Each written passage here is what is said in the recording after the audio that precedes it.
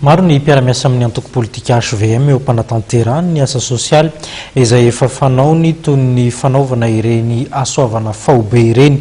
Anjaran'ny faritra Itasy indray no nahazo tombony tao anatin'ity asoavana faobe ity.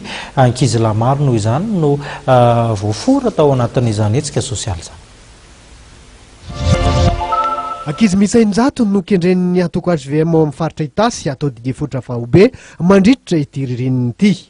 Ankehitriny dia ankizy miisa 577 no efa vita manerina komina misy 12 ao amin'ity faritra ity. Tafiditra ao anatin'izay ity hetsika didipotra faobe izay nitoditsaina teny Meritsy Atozika ity.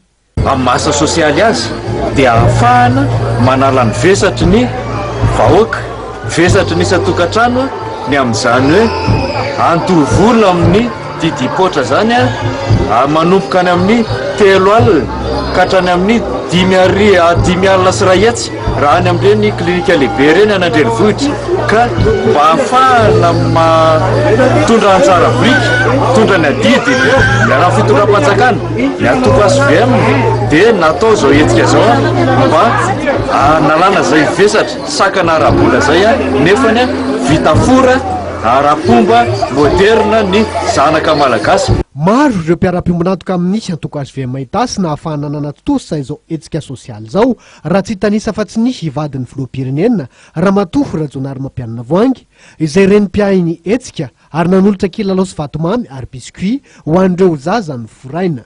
Natao teo ambany fehin'ny ministera amin'ny fahasalamam-bahoaka izao didipotra faobe han'ny antoko HVM izao. Tonga namin'ny voninahitra amin'ny fotoana ny sekretera jeneralin'ny antoko sady mpanolotsaina ny filoha, eo koa ny talen'ny kabinetra ministera fambolena sy fiompiana. Fantatra kosa fa nanolotra valopy misy vola mitetina 5 tapitrisa ariary ho an'ny fianakaviana Manamanjo tao aorian'ny lozan'ny tranga tany Akazobe iny ny fitambaram-be ny HVM Itasy. Any asoavana indrindra moa zany no fantatra fa dia maranana iny hetsika didipotra faobe tanterahany antoko HVM Itasy iny. Hatretany koa ny fampalalama voantsika toko vavy mialohan'ny teny Sarana ary amin'ity takariva ity dia tsara indray no mampafantatra antsika ary mampatsiahy ny fivoahan'ny gazety soa amin'ny rahampitso ao anatin'ny gazety Midi Madagasikara hatrany no ahitantsika ny gazety soa ny lohahevitra sy ny lohateny izay entina hisarihana ny sain'ny mpamaky ny gazety andrampiana ihany koa ny rehetra hiatrika indray ny herinandro vaovao aza diny noho izany ny makany anjara gazetinao amin'izay andro ny rahampitso izay. Hatreto indray ny fotoanantsika ary dia mametraka ny velomandra-pitafa ao manaraka indray ary mankasitraka.